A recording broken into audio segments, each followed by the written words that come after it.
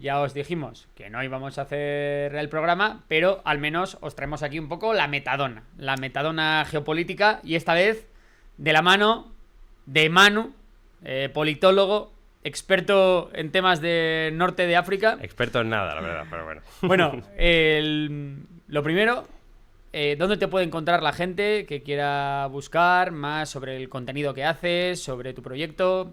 Bueno, gracias por invitarme. Bueno, yo dirijo cámaracívica.com, que llevamos más de 10 años divulgando sobre ciencia política a través de la cultura pop. Típico pesado que habla mucho de política a través de series, de Juego de Tronos y estas cosas. Y aparte, pues trabajamos con ayuntamientos, con gobiernos y tal, pues creando espacios de conversación, haciendo formaciones, proceso participativo. Entonces nos pueden encontrar en todas las redes sociales como @cámaracívica, y luego yo en mi Instagram, @ManuRodríguezCC, hablamos de comunicación política, de actualidad, de oratoria, cosas así. Buen contenido, además, ¿eh? Yo en Instagram sí que te sigo Bueno, bastante. gracias. Y, ojo, buenas piezas. Estás más enfocado, digamos, en la política internacional que en política nacional, ¿no? Bueno, según. Intento seguir un poquito la política española, pero también me interesa mucho la política europea, como has dicho, el tema de, bueno, la relación entre el Sáhara y Marruecos, Argelia, pero sí, sí. Y bueno, para que la gente sepa un poco tu background, de dónde vienes, cómo es que acabaste teniendo cámara cívica, cuéntanos un poco. Bueno, pues yo estudié Derecho y Ciencias Políticas en Sevilla, en la Universidad Pablo de la Vide, y ahí empezamos con la idea de montar un proyecto de divulgación. Como tanta gente que nos licenciamos durante la crisis, dije, voy a dedicarme a contarle a otra gente lo que he aprendido. Y nos interesaba mucho cómo sumar más gente a la idea de que se interese por la política, crear ciudadanía activa, pero nos parecía un rollazo cómo se contaba en las tertulias de la tele, las noticias y demás. Y entonces se nos ocurrió utilizar elementos del imaginario colectivo, películas, series, memes, y oye, cayó en gracia. Ese proyecto ha evolucionado muchísimo. Y ya te digo, tenemos una pata más de divulgación que sigue existiendo, tenemos la web, hacemos contenido, tuvimos un programa de radio, y luego ahora también lo que hacemos es trabajar con otras organizaciones que quieren fomentar el pensamiento crítico, los derechos humanos, la participación política, y siempre intentamos que sea en formato divertido, simpático y, bueno, siempre a favor de la democracia y los derechos humanos. Bueno, pues ahí tienen cámara cívica, para el que quiera, dejaremos también el link en la descripción y todo esto para la gente que se quiera meter. Y antes, bueno, decir que vamos a hacer quiero que esta sea una charla un poco hablemos de política internacional, de los principales conflictos del mundo, y también, bueno, nos haremos un especial foco al final sobre el norte de África, sobre esas relaciones turbulentas entre Marruecos, España, Argelia, el Sáhara Occidental. Bueno, tocaremos todo ese tema. Pero antes de nada, el tema de la política, ¿no? Porque es una materia que atrae mucho a unas personas, repudia a otras, y que últimamente no tiene, vamos a decir, la mejor de las famas. ¿Cómo ves tú cómo está la política, tanto a nivel nacional como internacional? Como disciplina más, como... Pues es un poco complicado, porque es verdad que somos muchos la gente que somos muy cafeteros y que somos muy pesados y que nos interesa y demás, y hasta cierto punto, incluso las personas que somos muy apasionadas de la política, muy motivadas, muy entusiastas, estamos un poquito quemados, un poquito cansados de un clima de crispación, de debate muy turbio y sobre todo muy poco productivo, porque dice, bueno, por lo menos hay crítica, hay polarización, pero por lo menos se consiguen cosas, ¿no? Hay políticas públicas, los gobiernos hacen cosas, hay transformaciones sociales. Pero por otro lado sí que creo que hay varias dinámicas que están confluyendo. Da la impresión de que ha aumentado el interés por la política, y además todos los informes más o menos sale. Por un lado hay la famosa desafección, ¿no? Es decir, o la crítica a las instituciones, el desapego a los partidos políticos tradicionales. Que es diferente la desafección de los políticos con el interés por la política. Efectivamente. Esa es mi gran batalla. Que se dice, no, es que yo soy el pesado que siempre dice en los eventos de comunicación política, los jóvenes abandonan la política, no les interesa. Digo, no es verdad.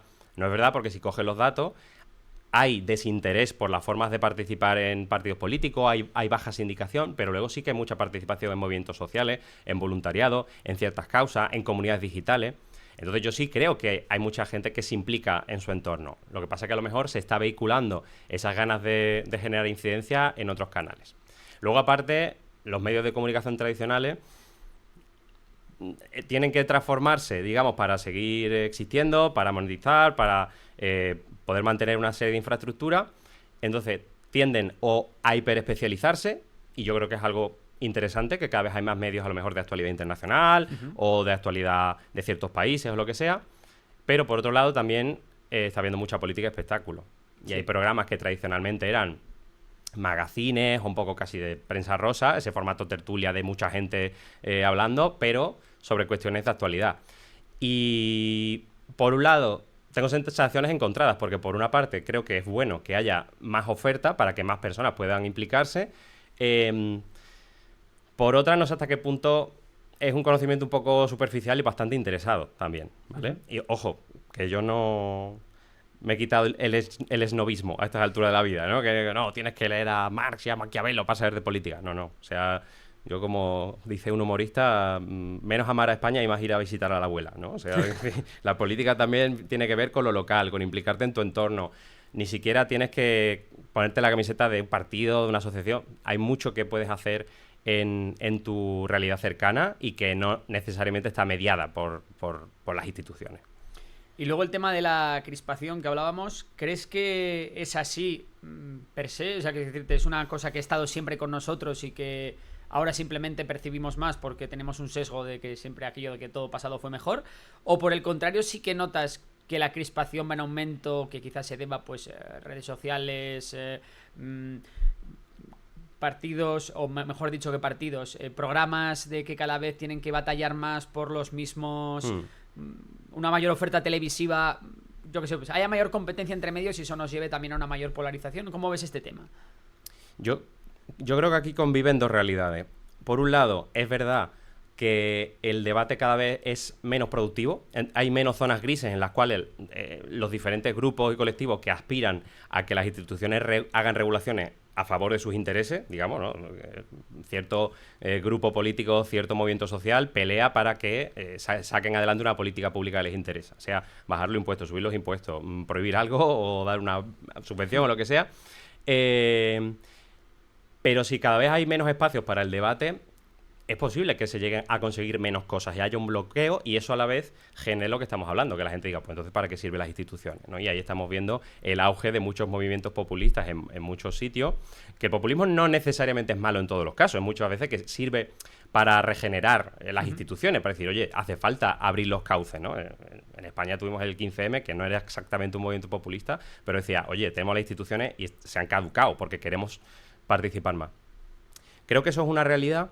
Y otra realidad es que a veces, de manera bastante interesada, se utiliza el argumento de la polarización o de la crispación para decir, claro, es que los radicalismos nos están llevando a que no haya debate y tal, entonces hay que volver al centro, al turnismo, a los partidos tradicionales. Entonces, bueno, tengo la sospecha de que ahí hay cierto sesgo nostálgico, por un lado, y también bastante interesado, ¿no? De intentar resimplificar el escenario político, que aquí en España, por ejemplo, hemos visto que hemos pasado de un bipartidismo imperfecto, con varios partidos alrededor, a más oferta, si entendemos la política casi como un mercado de votos, hay más oferta de tendencias para que la gente se vaya, deposite su confianza en una organización u otra. Entonces, bueno, creo que ambas realidades conviven y muchas veces se potencian mutuamente. Y luego otra cosa que noto mucho es como la política que yo llamo de bloques, en el sentido de te compras el bloque entero de la ideología y todo el que no tenga el bloque entero dentro de su ideario es un traidor a la política que sea, ¿no? Pues el que sea de izquierdas, que sea de derechas, pero como que hay muy poco debate, uno, para el cambio de opinión. A la gente parece que es un tema ya de orgullo personal el no ser permeable a nuevas opiniones. Y segundo, efectivamente, a decir, no, a mí me toca pensar esto porque es lo que me toca. Sí, yo creo que la historia trata muy mal a quienes cambian de opinión, ¿no? O sea, si miramos ejemplos en la historia... A Italia. Bueno, Italia es el laboratorio político de Europa, yo creo. Pero si miramos en la historia personajes como Cicerón, como Unamuno, que son gente que siempre la historia les ha tratado como vacilantes, como primero apoyaban a uno, luego a otro, luego... Yo creo que no se les trata muy bien porque tendemos a pensar que una persona con principios muy sólidos es una persona más íntegra, más coherente, y en muchos casos es cierto, ¿no? Hemos tenido magníficos ejemplos de personas que han dicho, no, yo no me vendo, estos son mis principios, voy a pelear hasta donde llegue y luego me retiro, y eso está bien. Pero sí que es verdad y esta frase yo me la repito mucho porque, bueno, yo también, como he sido militante y soy activista y demás, yo creo que menos de 5 contradicciones es dogmatismo. Vale. Y que ser un fanático y tirar para adelante a que se acabe el camino y bloquearle la conversación no es positiva prácticamente nunca. Entonces, bueno, a mí me da la impresión de que cambiar los escenarios del debate para favorecer procesos de conversación, para que pueda haber un diálogo en el sentido más clásico de la palabra, ¿no? En plan, oye, vamos a hablar para llegar a algo. Creo que es uno de los grandes retos que tenemos como sociedad en el siglo XXI, sinceramente, porque la política de bloque, en el mejor de los casos, va a fomentar el turnismo entre un bloque y otro, pero con las peculiaridades de que cada bloque internamente también es heterogéneo y, por tanto, va a haber inestabilidad, o en el peor de los casos, a que los bloques van a intentar que todo el escenario político se corra hacia un lado o hacia otro, para presentarse como la opción moderada y el resto dejarlos en la exclusión, ¿no? Que, por ejemplo, lo que estamos viendo ahora en el Parlamento Europeo, que ya no hay uno, hay 3 grupos de extrema derecha, sí. Con lo cual yo ya he oído a tertulianos decir, bueno, a ver, hay una extrema derecha razonable con la que se puede hablar y una extrema derecha que son antisistema. Oiga, vamos a ver, la Unión Europea se creó para que hubiera paz, para tener cuidado con ciertos extremismos, para que esto no pasara, entonces...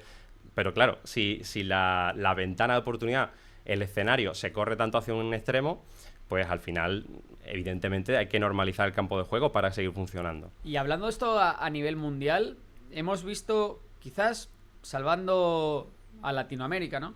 Hemos visto cómo hace 10 años sí que hubo una ola de izquierda más fresca, ¿no? Que de repente entró en las instituciones y venían un poco a cambiar el establishment, que el establishment, pues bueno, lo conformaba de aquellas el centro derecha, ahí de aquellas no se hablaba de extrema derecha, ni mucho menos, y sin embargo a lo largo de estos 10 años parece que esa izquierda es la que ha pasado a formar parte del establishment y que ahora todo el discurso de la libertad, el discurso del antisistema, de la rebeldía, lo está acaparando pues los sectores más a la derecha. ¿Cómo has vivido este cambio y por qué crees que se ha dado?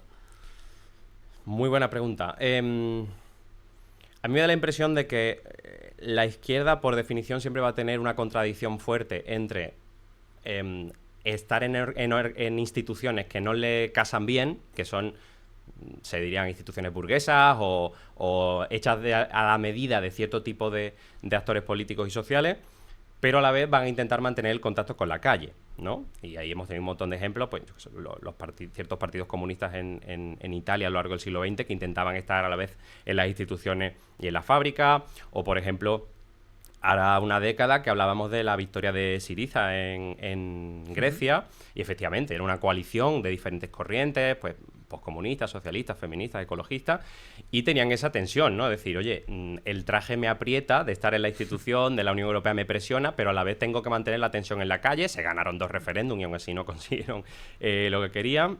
Aquí en España hubo una reflexión muy interesante, por ejemplo, en el segundo congreso de Podemos, en Vista Alegre 2. Yo tengo un artículo escrito sobre eso, de cómo las diferentes corrientes interpretaban de manera diferente qué tipo de partido tenían que ser. Claro. ¿No? Es decir, oye, ¿hasta qué punto un diputado o una senadora que entra a la institución, que eventualmente tendrá tareas de gobierno, de hecho las han tenido hasta recientemente, va a seguir siendo un activista?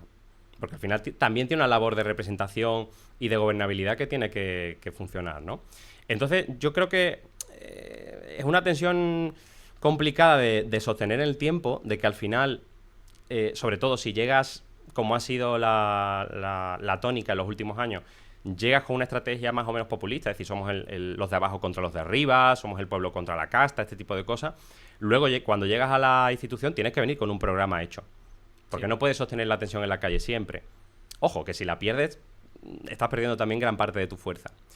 Pero a la vez, yo creo que sí que ha servido para que las propias instituciones hayan tenido que quitarse un poquito de polvo y decir, ojo, porque aquí están viniendo ideas nuevas, están viniendo planteamientos que, en este caso, al contrario, están intentando mover el campo de juego hacia la izquierda, hacia más participación, hacia más derechos sociales, hacia la inclusión de minorías. Entonces las instituciones tienen que adaptarse o se las van a terminar cargando, ¿no?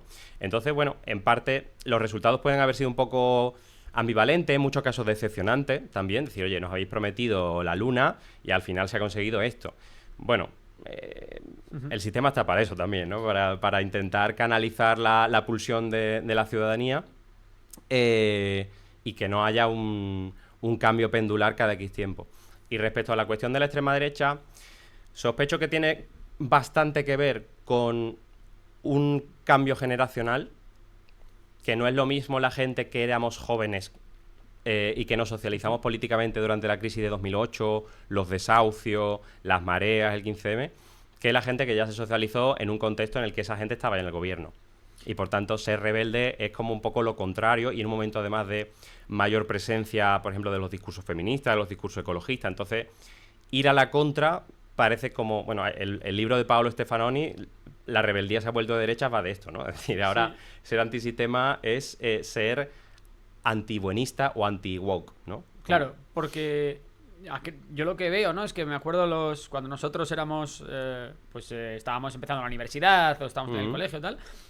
Claro, tú veías los votos por grupo de edad, y hablo de España ahora, pero bueno, podemos extenderlo a un montón de países, y efectivamente la juventud se tiraba a los partidos de izquierdas, como tradicionalmente la juventud se ha tirado, ¿no? Sin embargo, ahora ves las encuestas de intención de voto por edades tal, y es todo lo contrario. Es decir, los jóvenes, lo que han hecho especialmente los jóvenes hombres, se están tirando efectivamente a estos partidos, pues en España sobre todo a Vox, ¿no? Se acabó la fiesta, no se puede entender sin Totalmente. sin la juventud. Sí, sí, sí. Al final es un movimiento de gente súper joven. Ese matiz que has hecho de los hombres jóvenes es súper relevante, porque además todos los estudios señalan que las mujeres jóvenes están radicalmente a favor, o al menos en muchísima mayor medida, a favor de la democracia, los derechos humanos, la igualdad de género, la justicia social, que los varones de la misma edad. Entonces, esto nos está dando algunas pistas de cuál está siendo la reacción y cuáles están siendo los motivos por los cuales esta nueva extrema derecha está cuajando, ¿no? Porque además hay algo que se nos olvida, pero España ha sido relativamente ajena al fenómeno de la extrema derecha que tenemos en otros países, ¿no? Mientras en Francia la familia Le Pen lleva décadas intentando asaltar el poder, aquí, salvo ciertos grupos minoritarios de extrema derecha que intentaban ganar la calle, cierta representación de Falange, en Cataluña es verdad que hay un contexto específico, que ya existía Plataforma per Cataluña y otro tipo de grupos racistas, no había cuajado una verdadera alternativa a la derecha del Partido Popular, ¿vale? Que esto también es una reflexión, el propio Partido Popular se ha tenido que transformar, ¿no? Que tenía más gente en el centro, más gente a la derecha.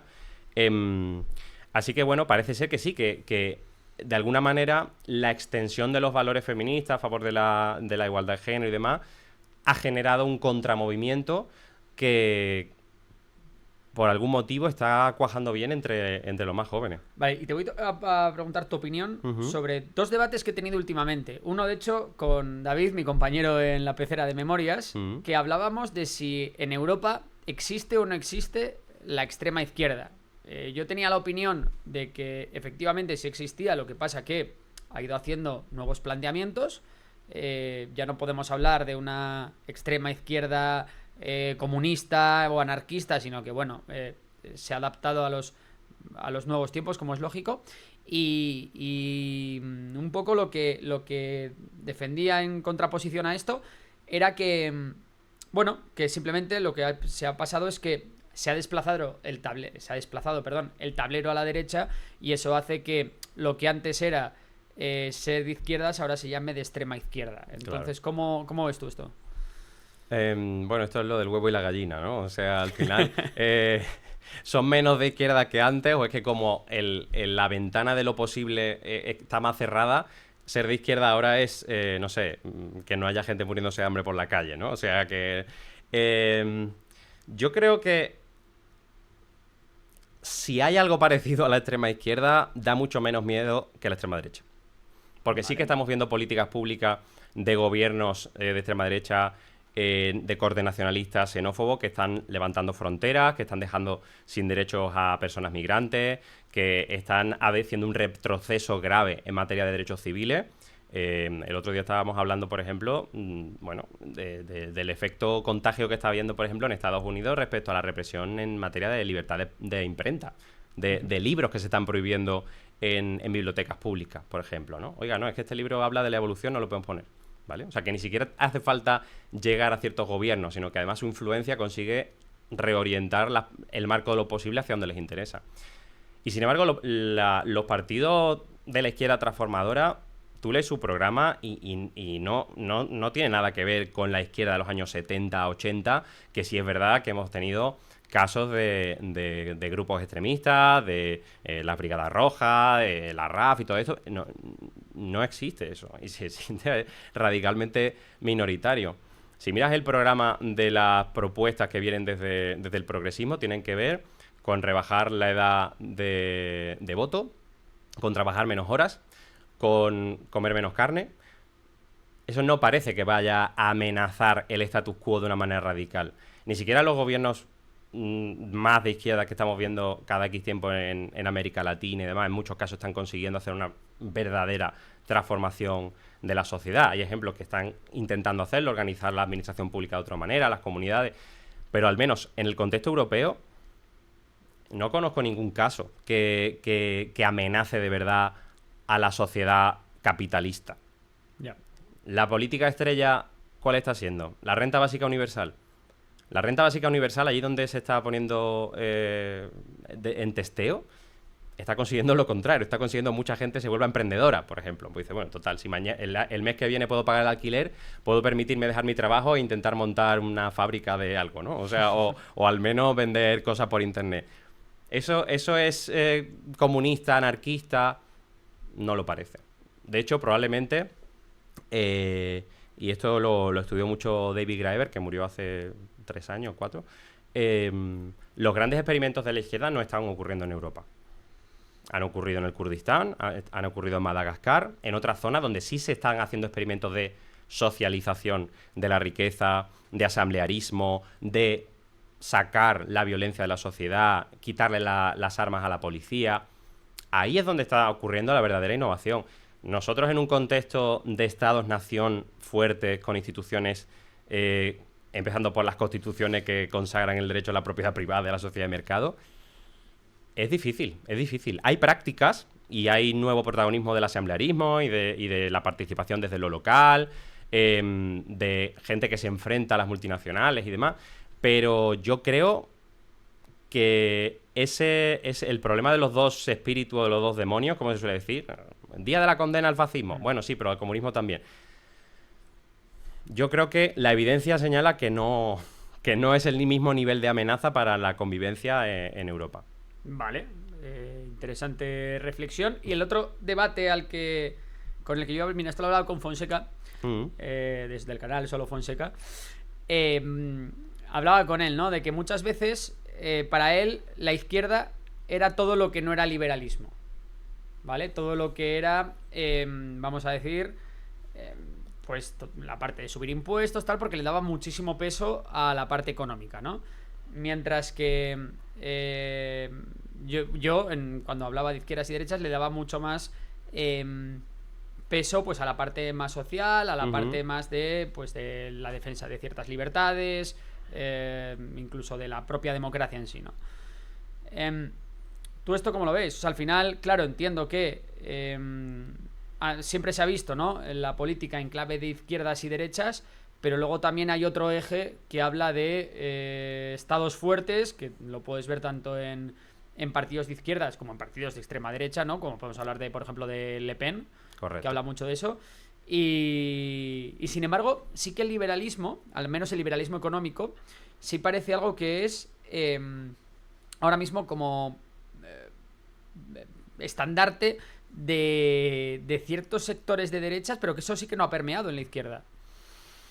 Respetando como respeto a Fonseca, me parece un análisis un poco parcial, porque hay una vasta tradición del liberalismo comunitario, igual que hay una vasta tradición de una parte de la izquierda que no quiere más Estado, todo lo contrario, ¿no? El final último del anarquismo y del marxismo es la desaparición del Estado al ser una traslación de los intereses de la clase dominante. Pero a día de hoy no hay ningún partido o no hay ninguna corriente de pensamiento más o menos, no iba a decir mayoritaria, pero bueno, que sea bastante seguida, que hable de un progresismo con un Estado no muy fuerte. Porque me da la impresión... Bueno, eso no creo que sea cierto del todo, porque sí me da la impresión de que, por ejemplo, en América Latina, ciertos grupos organizados alrededor del movimiento indigenista sí que han tenido precisamente la idea de, oye, queremos nuestros espacios de autonomía, no le regaléis nuestras tierras a las multinacionales, porque también aquí hay un debate muy interesado, y es, el neoliberalismo existe gracias a que se apoya en el Estado. Es el Estado el que se trocea para dárselo a las empresas y es lo que se privatiza. Y es el Estado el que se usa para bajar los impuestos. O sea que eso de hay una retirada del Estado también es un poco relativo, ¿no? Porque donde hemos visto que hay un montón de países donde hay Estados fallidos y no surge un mercado, una competencia perfecta. Desde la izquierda tengo la sensación de que si se sigue confiando en el Estado, que esto además ha sido objeto de profundas reflexiones a lo largo de la historia, ¿no? De, oye, ¿tomamos el poder o nos alejamos del poder o luchamos contra el poder? Creo que si la izquierda sigue confiando en el Estado es porque las clases populares siguen muy desamparadas y cada vez más frente a las multinacionales, frente a la vigilancia de ciertas plataformas y que por tanto necesitan a las instituciones. Hace falta una ley que diga que si trabajas como rider eres un trabajador y no un falso autónomo. Hace falta una ley que te diga, oye, tienes derecho a que tu jefe no te escriba un domingo por la mañana para pedirte algo un lunes.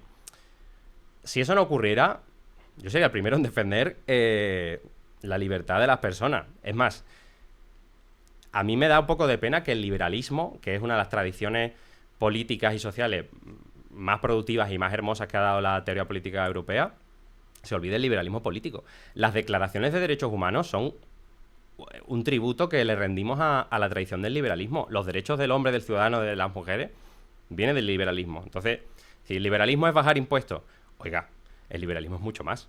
El liberalismo es que no pueda entrar la policía o cualquier otro actor también privado, meterle una patada a la puerta de tu casa. Es que tú tienes tu espacio de privacidad. Entonces, claro, ¿qué es más liberal? ¿Dejarle a las corporaciones que se metan en mis datos personales o que el Estado diga, no, voy a proteger los derechos individuales de mi ciudadanía, no puedes meterte hasta aquí? Claro, también hay un punto de que te puedes pasar en el sentido de empieza a pasar un poco lo que le ocurre a las empresas europeas, ¿no? Que acabas perdiendo competitividad por el hecho de tener un exceso de regulación, de que el Estado se mete demasiado dentro de cómo se tienen que hacer las cosas en materia económica y por tanto eso te hace perder competitividad con respecto a otros actores internacionales que no ponen tantas restricciones a sus empresas, por ejemplo. Bueno, es una forma de verlo. Otra forma es, ¿nos interesa que el desarrollo y la innovación vaya de la mano de invadir la privacidad de las personas? O sea, que si se dice de las restricciones al desarrollo del mercado, pero a lo mejor habría que plantear los incentivos que se dan también hacia que el desarrollo y la innovación que producen las empresas vaya en cierto sentido de facilitarle la vida a la gente, ¿no? O sea que entiendo perfectamente el análisis, en plan, oye, si esta gente está suelta de pies y manos, probablemente va a poder hacer más cosas y probar qué está bien, qué está mal, pero sabemos que las consecuencias pueden ser catastróficas. Entonces, la política en definitiva es priorizar, es decir, ¿qué está antes? ¿La igualdad o la libertad?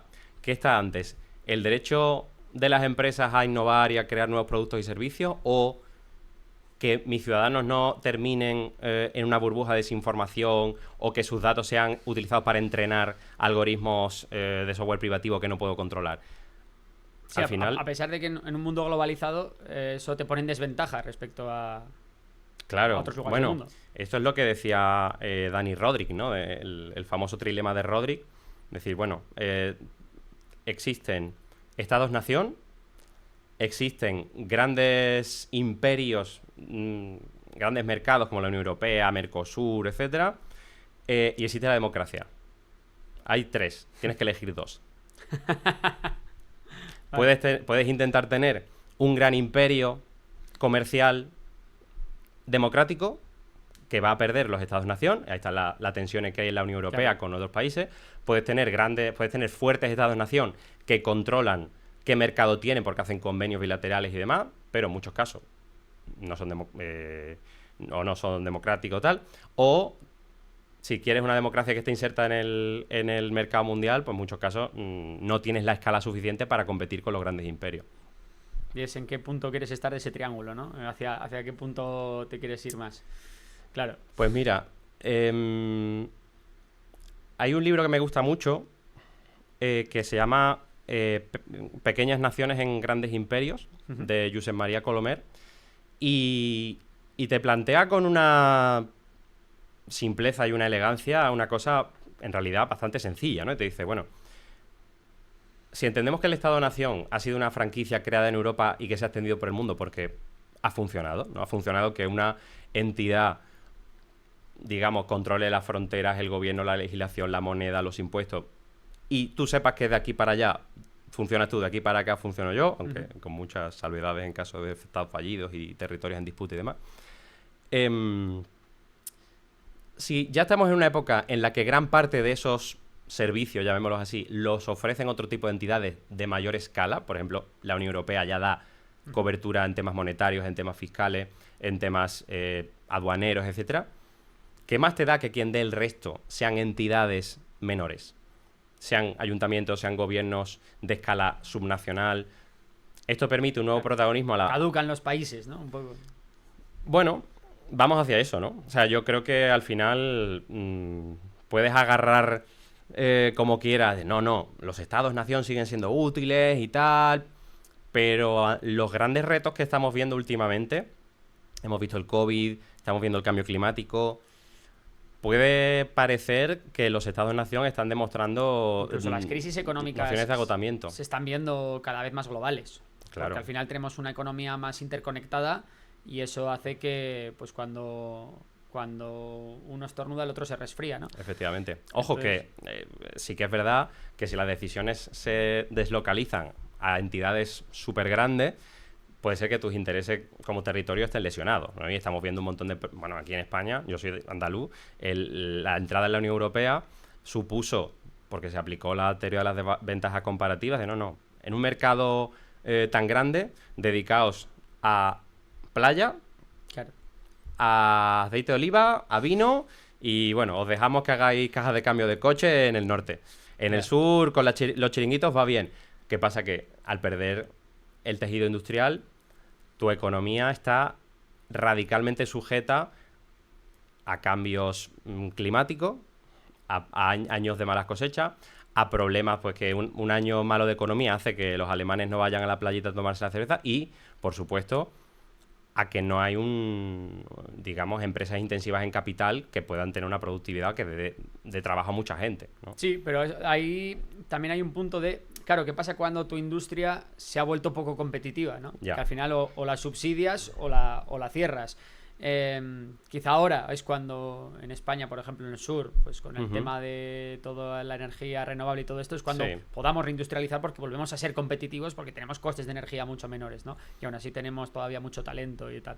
Entonces, bueno, lo que quería decir, estábamos hablando, ¿no? del liberalismo y todo esto, y esta tendencia que hay ahora, ¿no? También que viene muchas veces desde políticos liberales que acaban poniendo aranceles. Lo que parece que está siendo el fin de la globalización. Sí. Es una cosa que a mí me llama poderosamente la atención porque, bueno, el que empezó con todo esto fue Trump en 2016, ¿no? Cuando de repente lo empieza a plantear cuando era algo que estaba completamente fuera de tal, y es a raíz de que sube China, de repente entra en miedo en Occidente y se dice, pues vamos a poner aranceles para que esta gente no destruya toda nuestra industria.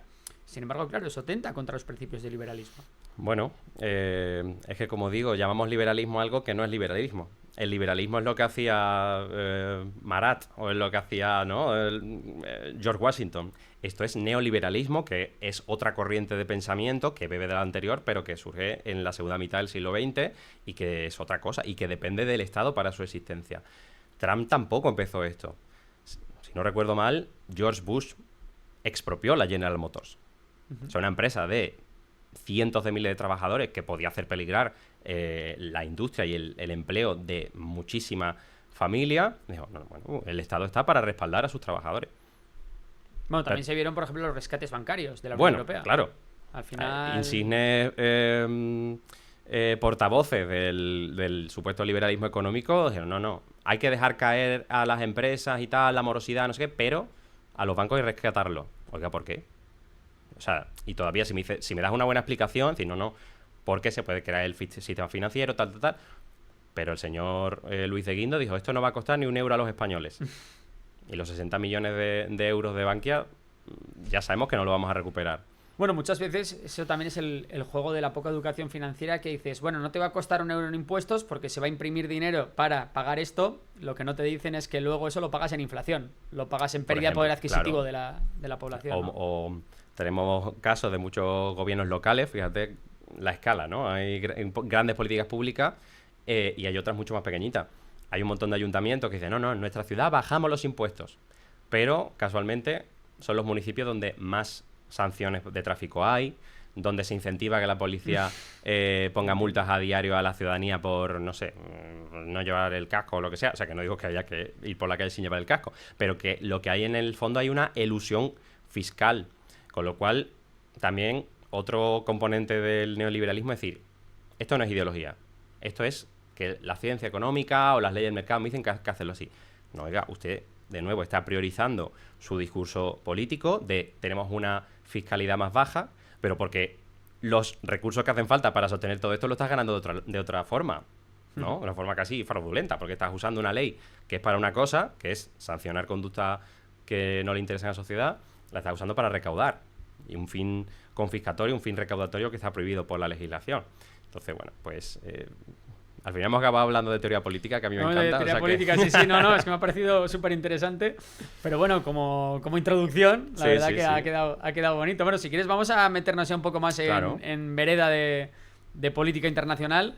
Vamos a hablar de... bueno, lo voy a dejar para el final, pero creo que tiene más sentido hacerlo ahora, ¿no? La parte de bueno, la hegemonía mundial, vamos a decir. Venimos de una época en la que... Bueno, primero...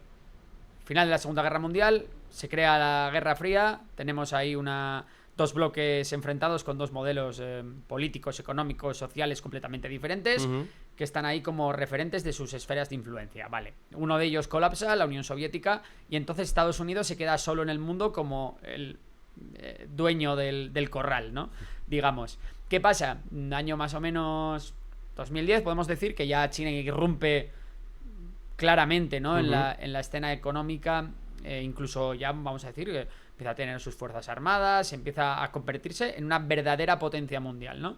Y de repente vemos que ya no es un mundo unipolar de Estados Unidos y que no es un mundo multipolar, en el que ya China tiene cosas que decir, en el que la Unión Europea cada vez es más unión, y en el que pueden surgir perfectamente nuevos actores, como puede ser India, que también van a tener muchas cosas que decir en la política internacional. ¿Cómo ves este proceso? ¿Quién crees que tiene las de ganar, las de perder? ¿Vamos a volver a ver una nueva política de bloques o eso ya se acabó y estamos en otra movida ahora? Wow. De entrada, a mí me parece que señalar solo la existencia de grandes superpotencias como síntoma de que hay o no una potencia hegemónica o que hay una sola manera de estar en el mundo es un análisis un poco a brocha gorda. No lo digo por ti, lo digo porque se suele decir, ¿no? Dice, bueno, cayó la Unión Soviética, ¿no? Solo hay una manera de estar en el mundo. Sí, no, pero igualmente Estados Unidos, por ejemplo, sí que se ha vuelto una potencia mucho menos intervencionista que hace 20 años. Estamos hablando de que ha perdido poder relativo, vamos a ver. Efectivamente. Claro, por eso decía, cuando Francis Fukuyama proclamó el fin de la historia, ha caído la Unión Soviética, solo hay una manera de estar en el mundo, que es democracia liberal, sistema de partido y sociedad de mercado. Ya está. No vio que poco después han regresado los fundamentalismos religiosos, movimientos sociales globales, el movimiento feminista, el movimiento ecologista, nacionalismos, un montón de territorios de escala subestatal que intentan independizarse, además de todo tipo. O sea, hemos visto países pobres que buscaban la democracia, hemos visto zonas ricas que quieren independizarse, desde Escocia, o la Padania, o Cataluña, o lo que sea. Y ahí no ha intervenido una Unión Soviética, hasta donde sabemos. O sea, ha sido la pulsión de la gente. Ahora, que sí que es verdad que por un lado, Estados Unidos ha seguido interviniendo para la protección de sus intereses, y esto de manera también muy relativa, porque al final Estados Unidos es muy grande y no solo actúa el gobierno, la CIA y tal, como muchas veces vemos en la película, sino que también hay diferentes grupos, organizaciones que sí que apoyan a un actor u otro, ¿no? Pero la emergencia de grandes potencias como China, que por cierto, volviendo a lo anterior, entra perfectamente en el trilema de Roderick, porque es un total. gran país de tamaño imperial que interviene en el mercado mundial a escala estatal, por lo tanto no es democrático. Claro. O la India de Modi, que ha conseguido, digamos, a través de una retórica nacionalista muy fuerte y el trabajo de identidad, es decir, bueno, no solo un desarrollo industrial y un desarrollo económico que está empezando a competir en primera división, por no decir que está poniéndose fuerte. Bueno, está a punto de convertirse en la tercera economía del planeta. Claro. ¿Quién diría eso hace no tanto, no? Que Claro. además veníamos de ver India como un país tan grande, con tantas desigualdades. Bueno, pues hace no está tanto ocurriendo. también se adoptaban niños chinos en España. Eso es verdad. Y ahora, ¿sabes? Fíjate. ¿Para Y qué? ahora ¿Cómo ha cambiado la cosa? compras tecnología de Xiaomi, de Huawei y todas estas Claro, cosas, claro. ¿no? Es decir, de repente, la forma que tienen de estar en el mundo, estos países, también tiene un cierto discurso, ¿no?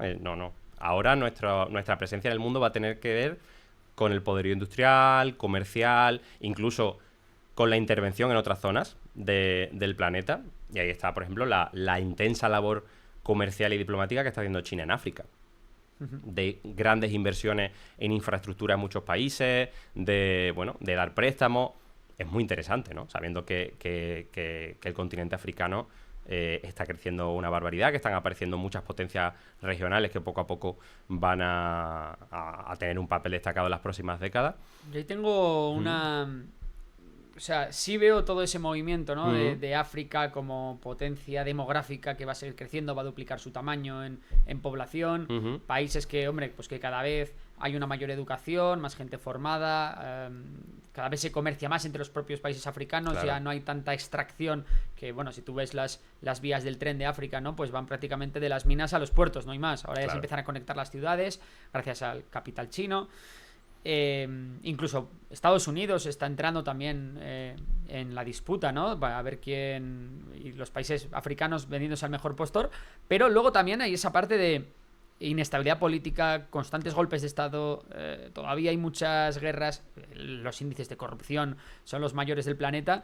Entonces hay muchas veces que digo, veo el futuro de África, pero ahora mira, con toda la ola de golpes de estado en el Sahel, es como, buah, lo veo, pero a la vez me cuesta mucho verlo. Es duro. Es una pena, la verdad. Quiero decir, sobre todo porque, como tú bien dices, llevamos décadas, siglos expoliando los recursos del continente africano sin haber contribuido a un desarrollo de instituciones sólidas que permitan una cierta estabilidad, yo creo que en muchos casos ha habido cierto interés de decir, bueno, y está acreditado, ¿no? De casos de neocolonialismo, es decir, bueno, este gobierno no me deja extraer los recursos, lo mismo en países de América Latina, del Caribe, ¿no? El famoso concepto de la República Bananera tiene que ver con esto, ¿no? Es decir, vamos a hacer monocultivo económico en este país y si empiezan a ponérmelo difícil, sustituimos el gobierno. O sea, es bastante lamentable. Que ahora, gracias a la intervención de China, no solo está habiendo un desarrollo económico, sino también que poco a poco pueda haber un desarrollo de instituciones sólidas, es bastante interesante. Y ahí hay un síntoma que yo creo que no estamos viendo en las noticias, digamos, en España, en Europa y tal, que, por ejemplo, el desarrollo de la integración africana está siendo extremadamente interesante. La Unión Africana está empezando a hacer cosas muy, muy relevantes. Por ejemplo, decir, oye, la Corte Penal Internacional, que básicamente estáis usándola para juzgar a dictadores y a terroristas africanos, no os interesa, los que son blancos nos interesa, no os vais a ir a Ginebra o a La Haya, donde sea, no. Como todos los países de África estamos en la Unión Africana y a la vez en la ONU, queremos juzgarlos en territorio africano. Vamos a encargar nosotros de nuestros asuntos. O sea que ojo, porque no es solo la economía, sino que yo creo que también está habiendo una cierta conciencia de política y social bastante relevante para las próximas décadas. Sí, lo que pasa es que incluso esa ayuda que está viniendo de China, ahora que puede venir, ¿no?, de las inversiones occidentales en el continente, claro, yo entiendo que es muy complicado porque tú eres un gobierno, eres Francia, ¿no? Que te llevas, tienes ahí tu presencia militar, estás ayudando al gobierno a luchar contra el yihadismo en el país, estás invirtiendo dinero que, bueno, que realmente no tendrías por qué invertir, y todo para que de repente un golpe de estado, de repente un día de una facción del ejército acabe instaurando un gobierno prorruso que acabe con tu inversión de 10 o 20 años en 10 días. Ya, bueno, lamentablemente en estos casos el último en que empieza la gente es en la propia gente, y eso pues hace que sigamos pensando en ciertos territorios del mundo como si fuera el Risk, ¿no? Es decir, bueno, esto es un tablero y efectivamente yo tengo aquí mis intereses comerciales, militares y demás para garantizar mi bienestar, el de mis ciudadanos, mis votantes, el de mis empresas, pero lo que ocurre aquí, bueno, Sí. y es un problema, la verdad. Yo creo que aquí los gobiernos de los países del norte global tenemos que hacer una reflexión y dejar que, bueno, que el resto de territorios del mundo alcance también la mayoría de edad y no estar siempre tutelado. O sea, las políticas de vecindad de la Unión Europea no es solo repartir pasta. Se supone que también tiene que haber, por ejemplo, entrenamiento a los cuerpos policiales, adiestramiento a cuerpos judiciales, funcionariales, o sea, que no solo deberíamos anteponer la pasta, sino también tener vecinos a los que le vaya bien para que a mí me vaya bien también. Y yo creo que eso es una forma madura de ver cómo funciona el mundo y adoptar también una mirada anticolonial. Es decir, oye, no puedo seguir teniendo allí mis empresas llevándose la pasta a cambio de dejarles aquí cuatro gotitas.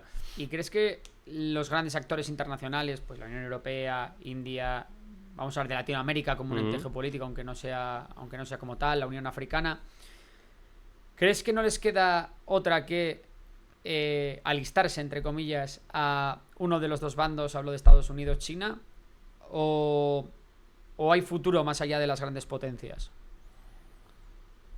Me da que la cosa está fea. Está fea.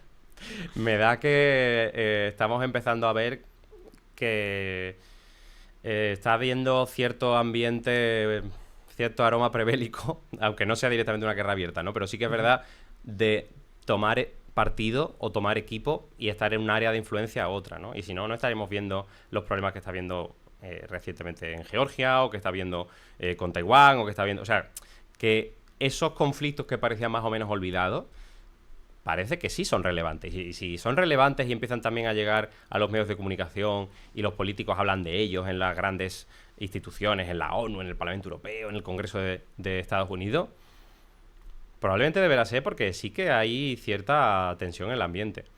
Entonces, no sé, lo que no tengo claro es hasta qué punto los jugadores van a ser quienes creemos que son. Si decimos que va a ser Estados Unidos, China, India, Rusia, o de repente puede que haya una coalición de otro tipo de países desde otro lado, puede que está volviendo a haber un cambio de tendencia en América Latina. Hemos tenido una época de mucho gobierno de izquierda, mucho de derecha, ahora está la cosa también cambiando en ciertos países. No sé, yo creo que estamos en una etapa de aceleración histórica. Está pasando muchas cosas en poco tiempo. Sí, es verdad. Y entonces como que se están moviendo las piezas por el tablero y... No sé. Sí, no... porque tenemos además, entiendo que son, pues, y esto ocurrirá cada vez más, ¿no? Pues las disrupciones tecnológicas cada vez son mayores. Claro. Cada vez se puede llegar a crear más riqueza en menos espacio de tiempo. Y eso hace efectivamente que lo que ayer era un país que no le importaba a nadie, hoy es una potencia económica de tal, o lo que tú puedes, que mira, que es un buen punto el de los grupos de países, ¿no? Pues claro. La Unión Africana, Mercosur, la alianza de países de no sé dónde.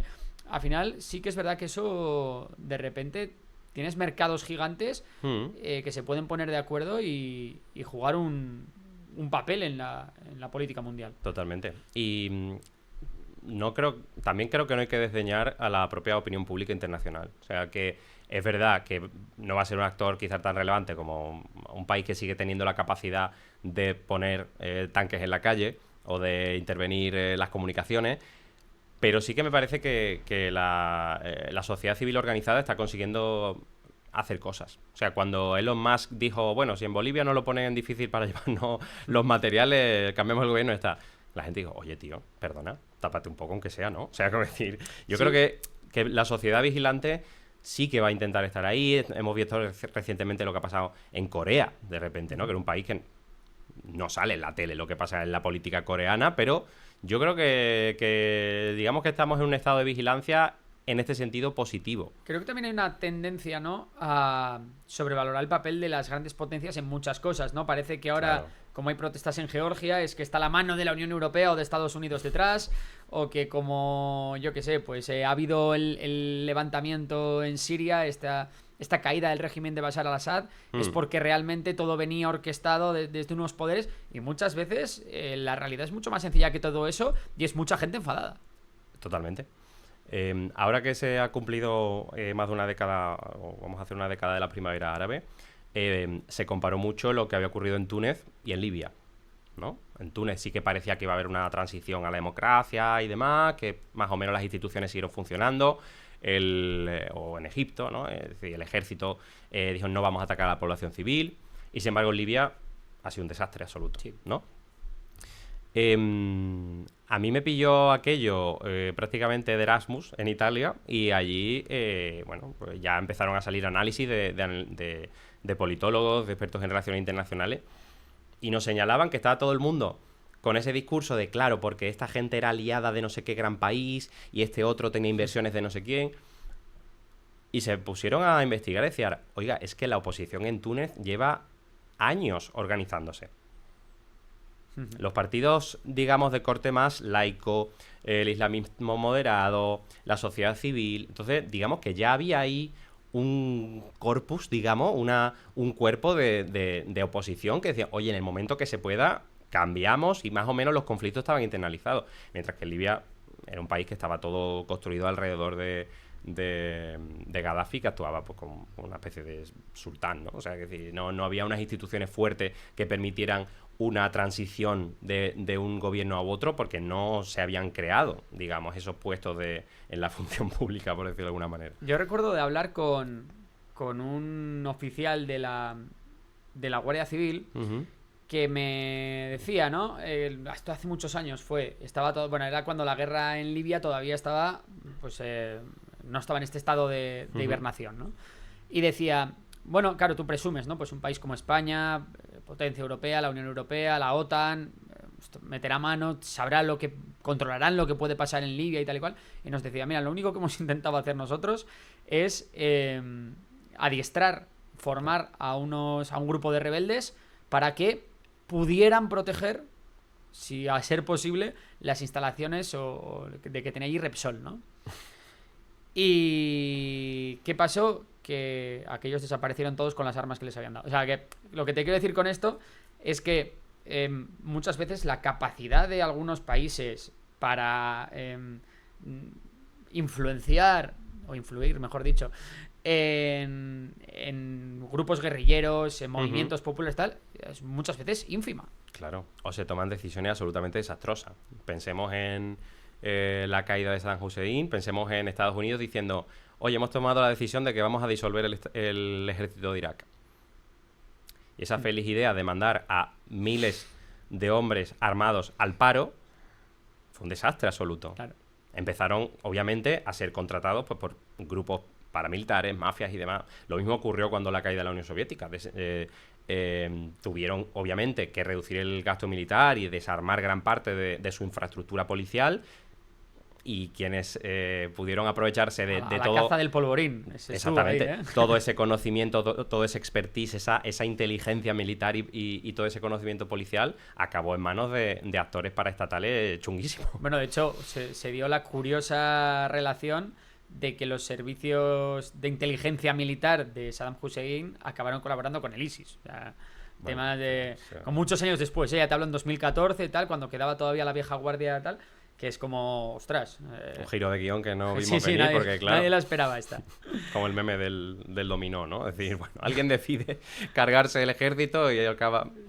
Pues acaba sí, pasando? yo creo que también es un ejercicio de cierta madurez aceptar que hay un grado de incertidumbre y que no puedes controlar todo. Y en muchos casos no nos damos cuenta de que las planificaciones, las estrategias que se toman van a tener siempre un cierto nivel de ambigüedad o, en este caso, consecuencias que no podías prever, ¿no? ¿Cuántos casos hemos visto de financiar a grupos rebeldes porque te interesaba cargarte a tal régimen y años después ellos son la amenaza? Y Claro. dice, pues esta gente tiene armamento nuestro, ¿no? Que lo hemos visto en las últimas décadas. La propia Hillary Clinton dijo en comisión parlamentaria, vamos a hablar claro, esta gente que ahora nos amenaza, nosotros les financiamos hace 20 años. Claro. Eso fue una mala decisión. En aquel momento, a corto plazo, probablemente era lo mejor que se podía hacer. Pero, bueno, a largo plazo ha sido un desastre. Sí, y claro, decías ahora, ¿no? Que muchas veces lo que va pasando alrededor del mundo no se puede prever y muchas de estas cosas, pues ¿quién iba a prever una guerra en las puertas de Europa de esta entidad, ¿no? ¿Cómo ves tú esto del conflicto de Ucrania? Te preguntaría por el origen y te pregunto por cómo crees que va a acabar. Yo creo que de entrada habíamos hecho un ejercicio un poco deliberado de no querer enterarnos de que, bueno, ya había zonas de Ucrania que estaban invadidas por Rusia. Eso es verdad. Claro. Se dejó pasar. Bueno, lo de Crimea, vaya movida, no me acordaba. Lo de tal, no sé qué, lo del Donetsk, lo de no sé... Y de repente, no, espérate, que esa gente ya estaba en conflicto. Pero claro, ¿quién hablaba de Ucrania en la tele en el día a día? Y no está tan lejos, o sea que está en la otra punta de Europa, pero está aquí al lado. Y ahora que sí que tenemos una guerra en las puertas de Europa, evidentemente se le ha dado la relevancia que tiene, ¿no? Es más, los países de la Unión Europea que en primer lugar dijeron hay que apoyar a Ucrania, fueron Polonia, fueron Lituania, fueron países que... Los que ven las orejas al lobo más Claro, cerca. que esto ya lo he vivido. Que son Claro. sociedades que tienen al final, bueno, que tienen memoria. Decir, oye, ya sabemos cómo acaba esta historia y nosotros somos la primera línea de defensa. Claro. Así que hay que ponerse las pilas. Entonces yo creo que el conflicto de Ucrania, de entrada, evidentemente la hipótesis del gobierno de Vladimir Putin de, bueno, esto se soluciona rápido, no se ha cumplido. Porque vamos para más de 2 años y pico de Gran error de conflicto. cálculo. Se va a hacer 3 en 3 febrero. años en febrero, efectivamente, de 2022. Así que, de entrada, eso no ha sido una hipótesis que haya resultado válida. Segundo, la excusa de vamos a intervenir porque la OTAN está acercando las bases y tenemos que, de alguna manera, disuadir que sigan haciéndolo, yo creo que también ha sido un desastre, porque, de hecho, países que no estaban en la órbita de la Alianza Atlántica han corrido a entrar refugiarse. y, claro, normal, decir, vale, toco casa, ¿no? Como cuando éramos pequeños, ¿sabes? Sí, sí. Es decir, me voy a sumar. Ahora Rusia tiene más de 1.300 kilómetros adicionales de frontera con la OTAN, que es la frontera con Finlandia. Efectivamente. Con Finlandia y creo que un poquito con Noruega toca, ¿no? Noruega puede ser. Creo que para arriba del todo. Y con lo cual, otro objetivo político que ha sido un desastre. La Unión Europea, yo creo que tomó una decisión interesante, es decir, bueno, no nos vamos a ponernos a hablar otra vez si tenemos que tener un ejército propio o no, que también se ha debatido. Pero dijeron, vale, ¿queríais el famoso soft power de la Unión Europea? Vale, pues vamos a congelar las cuentas bancarias de los magnates que dan apoyo a Putin. O sea, vamos a utilizar nuestra influencia como sabemos, vamos a hacerle daño en la pasta. Me parece una jugada interesante. Me acuerdo el discurso que dio Borrell en el Parlamento Europeo. Y dice, no. Esto no va de qué buena gente somos. No, es que esto es una amenaza real y vamos a O defendernos. sea que son medidas a muy largo plazo. Claro. Claro, pero Es lo que hay. Es lo que se puede hacer. la alternativa es poner los tanques en la calle y eso Claro, no se claro. va a hacer. Lo que sí creo es que ya, desde el punto de vista de las relaciones internacionales, a todas luces, esto es un conflicto internacionalizado. O sea, que ya se habla abiertamente de Biden ha autorizado al gobierno de Ucrania a utilizar este tipo de armamento, están apareciendo imágenes de soldados norcoreanos apoyando al ejército ruso. O sea que, bueno, aquí están pasando cosas. O sea, O sea, esto habrá ya... incluso una fuerza de paz de la OTAN una vez acabe el conflicto, que bueno, vete a saber, ¿no? Claro. Pero de que pueda hacer de colchón entre un otro, que mira, al final serían más kilómetros de frontera, ¿no? En la práctica con la OTAN. Totalmente. Y luego también hemos tenido ocasión de verle un poco las costuras a la supuesta cohesión de los pueblos de Europa, ¿no? Es decir, bueno, Alemania no quería saber nada de romper con Rusia porque depende del gas. Por otro lado, ha habido que buscar alternativas en otros países. O sea, yo creo que el conflicto que estamos viendo en Ucrania va a ser recordado porque ofrece tantas lecturas. Hemos tenido épocas de ofensiva rusa claramente en una que esto se acaba o de contraofensiva ucraniana. Digamos que ha habido unos giros de guión Y que muy relevantes. a mí me ha sorprendido que como cada vez o sea, la superioridad militar cada vez es menos relevante. Y digo es menos relevante en el sentido de una gran superioridad militar sobre el papel, luego sobre el terreno no lo es tanto, porque al final tenemos nuevos sistemas de armas, de vigilancia, entonces las defensas superan a los ataques, tenemos armamento muy barato que puede acabar con sistemas muy caros, ¿no? Claro. Hablamos sobre todo por la parte de los drones y todo esto, que hacen que, bueno, pues el imperialismo de las grandes potencias, cuando se quiere llevar al terreno, cuando se quiere llevar a literalmente invadir otro país, pues ya no es lo que era. No es lo que era. O sea, por eso he empezado diciendo esto, porque yo creo que la guerra como instrumento político, que también ha sido un debate histórico, si la guerra es la política por otros medios o la política es la guerra por otros medios, si es una forma de canalizar el conflicto para que no nos matemos, no sale rentable. Claro. Solo le renta a quienes producen las armas, que aquí también tenemos otro temazo, ¿no? Se está perdiendo un poco el incentivo, ¿no? Quieres decir, a guerrear. Yo creo que sí. O sea, al final, igual que te digo una cosa, te digo la otra. Yo creo que en un mundo en el que sigue existiendo tensiones que pueden gestionarse a través del comercio, fíjate que antes como que he mostrado la postura contraria, ¿por qué ibas a usar la violencia? Porque al final, quien va a sufrir la violencia, que al final es la población civil. O sea, que si hay un fenómeno que se ha venido repitiendo desde la Segunda Guerra Mundial, es que las bajas no son solo de soldados. No son solo los efectivos militares, como cuando vemos las películas de romanos o de los ejércitos napoleónicos. Vamos ahí, nos partimos la cara y ya el que gane. No. Vemos auténticas barbaridades contra la población civil. Vemos castigo a las mujeres. Vemos infancias desplazadas. Y eso es terrorífico. Y, además, tiene una serie de externalidades negativas que trascienden a las propias personas afectadas, como son aumento de flujo de personas desplazadas, de refugio. Acuérdate cuando empezó la guerra de Siria.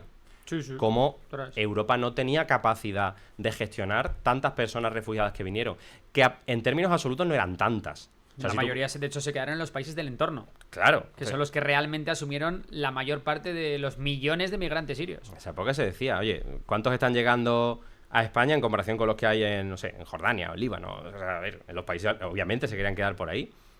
También se ve que en Europa no se nos viene ni a la mente el poder tener un campo de refugiados de tiendas de campaña con 100.000 personas en medio de Castilla-La Mancha. ¿Sabes? Que no es lo mismo como están allí que... Cosas veredes, claro. ¿no? Porque tú hablas con personas que trabajen en CEAR, en la Comisión Española de Ayuda al Refugiado. Yo hice allí mis prácticas de la carrera y he seguido en contacto con ellos. Y es un buen síntoma de cómo está el mundo. No, ahora llega muchos sirios, ahora están llegando muchos ucranianos, ahora están llegando muchos de tal país de África. Porque lamentablemente sigue habiendo causas para que haya personas perseguidas, sea por motivo de guerra o por represión de que sean de algún tipo de minoría o porque en sus países se reprima algún tipo de disidencia. Y eso está ocurriendo. Y yo creo que como sociedades deberíamos pelear un poco para ir en sentido contrario. Yo no quiero ser aquí como el inocente buenista. Digo que deberíamos al menos hacer el intento. Pero por eso digo que yo creo que lo ideal sería intentar que en este mundo multipolar que estabas describiendo antes, la guerra sea el último recurso. Claro. Mira, me venía muy bien este tema para sacar otro tema que te quiero sacar, pero antes déjame preguntarte, ¿crees que Trump va a significar directa o indirectamente el fin de la guerra de Ucrania? tengo mis dudas. Fíjate que estos días estaba reflexionando mucho porque a menudo vemos a Trump como un fanático, ¿no? Como una persona con una ideología muy marcada, con unos principios y un discurso muy sólido. Es decir, me da igual, yo tiro para acá. Yo no lo veo tan sólido, me parece súper imprevisible. Ah, bueno, imprevisible. también. Al menos en política internacional, es súper imprevisible. Claro, ahí quería yo llegar. Que para muchas cosas, ¿no? Se nos pinta el personaje como el cambio climático no existe, las fronteras hay que asegurarlas, tal, como que tiene una serie de temas como muy taxativos, pero luego tiene esa idea de que es una persona pragmática, de que es un negociador nato, que es capaz de conseguir acuerdos, que sí, voy a conseguir que Marruecos reconozca a Israel, voy a conseguir que tal. Entonces, yo creo que ante todo le va a interesar de alguna manera que ese conflicto pare, sea en un sentido o en otro. Si damos veracidad a que él está en contacto directo con Putin y que sigue habiendo una buena relación y que va a ser un aliado entre Estados Unidos y Rusia muy fuerte, probablemente, obviamente, me imagino que hará presión diplomática y financiera y de todo para que Ucrania tenga que aceptar algún tipo de acuerdo. Pero más por motivos políticos, en plan, porque él ya se ha, vamos a decir, que ha puesto por delante el que va a parar esa guerra y tal y cual. Porque yo realmente, si yo fuera el gobierno de Estados Unidos, ostras, a mí la guerra esta no me viene tan mal. O sea, vale que no la voy a alimentar, pero igual tampoco la quiero parar. Porque al final estoy, sin poner una sola gota de sangre en el terreno, bueno, pues al final uno de mis mayores enemigos, top 3 enemigos, está desangrando, está quedándose sin ejército. Y luego, por otro lado, soy yo quien estoy vendiendo lo que no vende Rusia.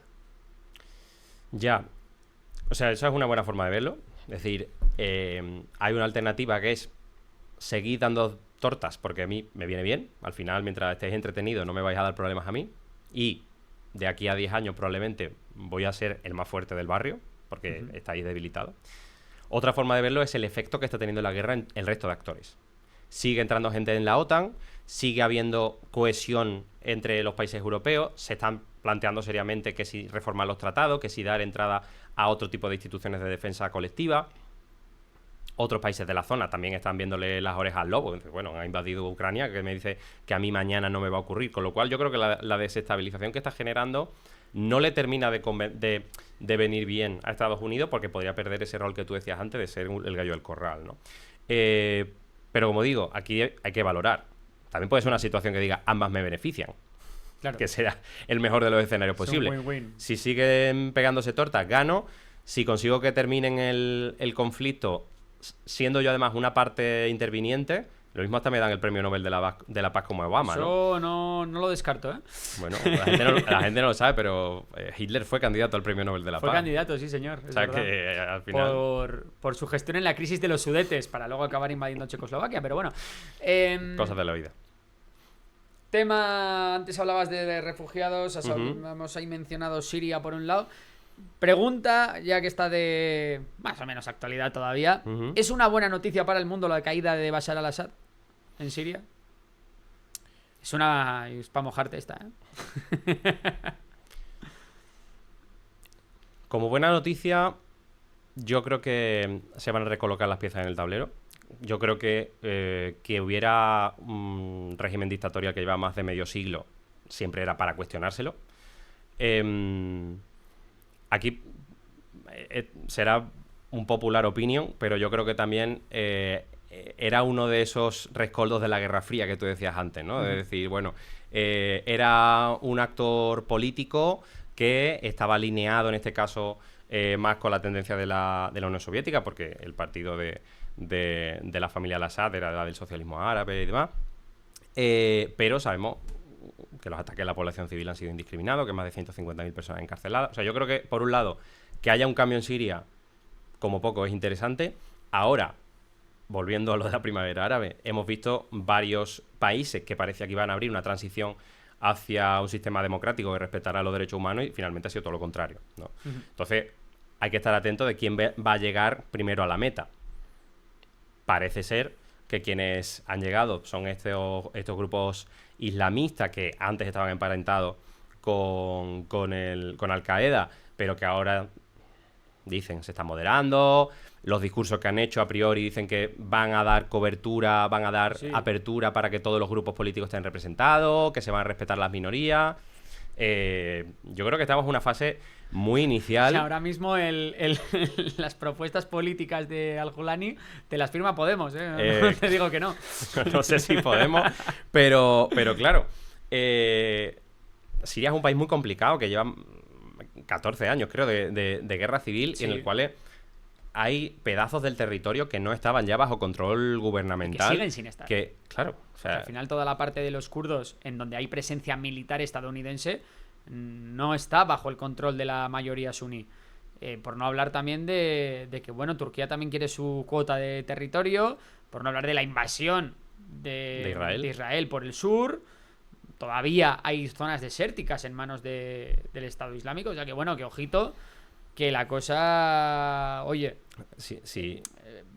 ¿Puede ir a mejor? Sí, pero puede ir a mucho peor también. Puede ir a mucho peor. De entrada, porque si hay un gobierno que se consolida, imaginemos el escenario de que efectivamente se va a admitir la presencia de diferentes grupos en un gobierno de concentración nacional para restablecer las fronteras y el control del territorio y las instituciones de una Siria democrática. Sería, a priori sobre el papel, un buen escenario. Sí. ¿Es creíble? Habría que verlo porque sería un gobierno que fuera estable durante mucho tiempo, esas instituciones resisten, se va a echar a Israel, que está bombardeando territorio sirio, por la cara. O sea, los retos son muchos, y ojalá. Y sobre todo volvemos tiene que decir la mayoría, los países unís al respecto, ¿no? Pues el Arabia Saudí, Emiratos Árabes Unidos, Jordania. Correcto. Algo tendrán que decir ante la presencia de Israel o ante el propio futuro de Siria, porque puede ser una baza interesante para Arabia Saudí, por ejemplo, ¿no? Pues al final Arabia Saudí en su día metió mucho, bueno, de forma pública o privada, pero metieron mucho dinero en financiar a los rebeldes en cuando la guerra estaba a tope, en 2013, 2014, ¿no? Entonces, a mí sí que me parece que ahí Arabia Saudí tiene una oportunidad para reconstruir esa esfera de influencia que estaba un poco venida a menos, ¿no? Porque al final en Yemen no ha podido acabar con los hutíes, en Siria no había podido acabar con la familia al-Assad hasta ahora, desde Emiratos Árabes Unidos está un poco destetando de Arabia Saudí, con Qatar no hay muy buenas relaciones, entonces, bueno, pues ese eje suní, ¿no?, que había tratado de crear Arabia Saudí, igual ahora es el momento de reconstruirlo. Iba a decir lo mismo. Yo creo que Siria también es un buenísimo ejemplo de cómo un conflicto se ha internacionalizado. En este caso, una guerra civil, pero abiertamente con potencias de diferente corte que estaban ahí interviniendo a favor de uno, de otro. Estos días se leía mucho en la prensa, Rusia ha sostenido al Assad y lo ha dejado caer, ¿no? Según las ayudas que se le dieron, el armamento, todo esto. Y efectivamente, yo creo que dentro de la sempiterna competencia entre diferentes familias suníes o chiíes, ahora mismo parecería que los chiíes van perdiendo, porque Hezbollah está muy debilitada, tienen muchos frentes abiertos, Israel la ha descabezado prácticamente con los ataques que hubo hace unos meses con el tema de los móviles y todo esto. Así que hay que ver un poco qué zona de influencia va a crecer en Siria y si es verdad que va a ser integradora. Y por otro lado, la cuestión del Kurdistán sigue siendo extremadamente sensible. Es decir, bueno, nos interesa que os suméis a este cambio de gobierno y ya veremos si os dejamos autonomía al territorio o algún tipo de estatus especial, porque claro, los países alrededor van a decir... Turquía no está por la labor. Claro. Turquía, que tanto peso está teniendo en este cambio de gobierno, que siempre es como, bueno, vamos a mirar a Emiratos Árabes, a Irán, tal, que suelen ser los sospechosos habituales, y sin embargo, en este caso, Turquía tiene un papel muy relevante, y ahí no le interesa que todo el Kurdistán empiece a exigir, a organizarse para tener un estatus territorial diferente, ¿no? O sea que eso puede ser también un temazo. Y esto nos lleva a hablar del otro gran actor político en la región, que es Israel, que está exhibiendo, con lo pocos que son, está exhibiendo una fuerza y una capacidad de operar en todo Oriente Medio tremenda. Es bastante sorprendente, la verdad, que un país pequeño en población y demás, que lleva desde su fundación en guerra con todo lo que tiene alrededor, que sea capaz de mantener varios frentes, ¿no? Que ha estado interviniendo en Líbano, que ha estado cometiendo estos ataques con los buscas y los teléfonos móviles contra Hezbollah, que por supuesto todo lo que se está haciendo contra la población palestina. Entonces es increíble la Ahora el capacidad frente que de tiene. Siria. Ahora Siria. Más luego los bombardeos en Irán. De- Más luego acabar con las milicias chiitas en Irak. Es una Más luego barbaridad. los ataques a los hutis en Yemen. Es una Es barbaridad. una barbaridad que deben estar invirtiendo todo el presupuesto en defensa. O sea, se hablaba mucho de que el gobierno de Netanyahu está jugándosela toda a la guerra, precisamente un poco para alejar de la posibilidad de que vuelvan a tirarle del gobierno, de los casos de corrupción que tiene abierto. Y lo que sí es interesante pensar es darle la vuelta a la pregunta y decirle, bueno, quizá Israel es el principal interesado en que haya una transición pacífica en Siria. Para decir, oye, aquí me quito un frente.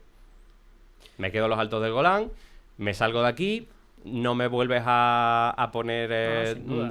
amenaza cerca de mi frontera y nos dejamos en paz mutuamente. Y me concentro en lo que tengo contra Hamas, me concentro en lo que tengo Trabaja de resistencia, en sí. Irán, exactamente. Con lo cual puede ser que este cambio de guión de alguna manera les beneficie.